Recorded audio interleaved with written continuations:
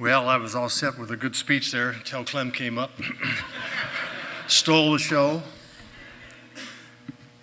and reminded all of us of the greatest generation. It just doesn't end. If Tom Brokaw had heard about Clem, he would have been a chapter in his book. Extraordinary story that could be repeated over and over and over. And what a venue here to present it to. Dr. Vickers, ladies and gentlemen, I'm deeply honored to be here this evening with my wife, Marcia, among so many professional patriots. You represent generations of Americans that have devoted themselves to our collective national good, often at great cost to yourselves, and always with a devotion to something much greater than yourselves. And your brotherhood and sisterhood extends through wars and decades to embrace the highly honored ones of today, including my good friend, Joe Whipple. When I arrived at our embassy in Berlin just days before September 11 and the attacks, it did not take me long to realize how fortunate I was to have Joe as our chief of station. The challenges that we faced together after that history-changing attack on our nation focused the attention of our government on matters within Joe's areas of responsibility, and thankfully, well within the scope of his vast knowledge, deep experience, and close relationships with German and other European intelligence services. And although I bore the responsibility of the ambassadorship, I relied on Joe, as did the CIA, and as did the White House. And of course, there's much more to Joe's record of accomplishment than this single period of time. His long history of professional accomplishment and patriotic devotion, and his superb past record made him the agency's supreme expert on Europe. He knew Germany's strategic interest and role in the evolution of European security and stability as well as, if not better, than any American I knew, and even better than many of the German counterparts with which we did business. My new position in the administration as the Director of National Intelligence has required me to dive deeply into the complex world of intelligence gathering and analysis. What has become clear to me in just the few months that I've been there is that we are experiencing a cavalcade of significant challenges in our professional world. Let me just name a few. What is the relevance of traditional, old-school tradecraft when an insider can simply walk out of the building with thousands of classified documents and give them to our adversaries? How secure are our embassy communications or our vital confidential exchanges with foreign governments when they are routinely published by WikiLeaks? How will our counterintelligence or counterterrorism capabilities be affected as technologies are developed to put rock-solid, unbreakable encryption devices in your pockets, available for every communication into the pockets of our adversaries for nefarious purposes? And how does our professional community respond when our enemies can use the numerous so-called social media platforms to recruit, motivate, and deploy terrorists committed to our destruction? Coping with these and many more challenges is our job now, and it's daunting. At the same time, though, we must rely on the things that do not change. And that is where Joe continues to have lessons for us all. First of those is the basic eternal value of intelligence collection. This is ancient and unchangeable.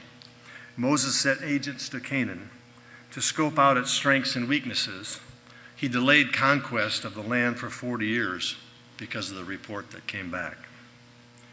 The scale of intelligence gathering in this electronic age is certainly different, as are the means, but the overarching value of this activity is as great now as it ever was. The tidal waves of information rolling through the internet do not decrease the value of real intelligence or our work to gather that real intelligence. A second thing that has not changed is the great importance of healthy liaison relationships with foreign partners. This includes our colleagues in allied countries, but also relationships carefully nurtured in more challenging places. I spend a great deal of my time and energy on this task. The nature of our new adversaries and the transnational threats we face require intense cooperation with our colleagues around the globe. This in turn takes direct face time. Technology may change, but human psychology does not change. And that human psychology cannot be analyzed and evaluated without face-to-face recognition. This also is an area where I learned so much from Joe. Joe had nurtured, when I arrived, he had nurtured the relationship and gained a deep trust, authentic friendships with German and other European intelligence colleagues. The high regard German intelligence officials held for Joe was absolutely essential to our post-9/11 work. Remember, the 9/11 terrorist attacks were largely mounted from Germany and from German soil. There was enormous scrutiny and pressure on German intelligence and law enforcement agencies following those attacks. This put Joe squarely in the center of a transatlantic squeeze play. If he had not spent a lifetime building these vital relationships, if he had been less skilled, less sensitive, more ego-driven, and more selfish, he would have been crushed by the pressure of our work, and our country would have suffered for it. I'm sure that those of you who are familiar with Joe's operational past know that despite physical danger and immense personal sacrifice, Joe rose to each and every occasion with courage. I have immense respect for such selfless bravery and can only hope that I would be able to meet such a test if one confronted me. But when I reflect on Joe's special victories, I have in mind another sort of courage. In this city, we call it speaking truth to power. This is the kind that enables one to stand up to authority when authority is wrong. It enables convincing expression of views when they are politically unpopular. Places career, advancement, ego, and praise far down the ladder of priorities. And throughout it all, calmly and effectively do the work that we have been assigned to do. When Joe and I were in Germany, it became a challenging place for American diplomacy. There was a welcome glow of German sympathy after 9/11, but later, when the United States was preparing to invade Iraq, the climate in Germany turned sour. The German population was firmly against the invasion of a country they did not believe was responsible for the terrorist attacks. Joe and I watched 1 million Germans walk down Unter den Linden in protest of our position on Iraq. Chancellor Gerhard Schroeder, often a critic of the American view of our global leadership role, faced a difficult re-election campaign. Criticism of both the invasion plans and George W. Bush became a constant theme throughout the rest of his campaign and led to his narrow, unexpected victory. And Joe and I found ourselves trying to preserve bilateral cooperation with Germany, while at the same time, the relationship had become the most hostile and dysfunctional since the Second World War. Joe's response was to press consistently for an interpretation of facts that he knew was correct, and consequent policies he knew were wise, no matter how strongly these positions were resisted by some in Washington. Since I was feeling these pressures as well, I can tell you and assure you that absolutely Joe's response took enormous courage. This courage was not widely seen, nor at the time was it widely appreciated by those who had staked out contrary positions. Joe's true contributions in record came to be recognized and rewarded. as I have the pleasure of doing so tonight.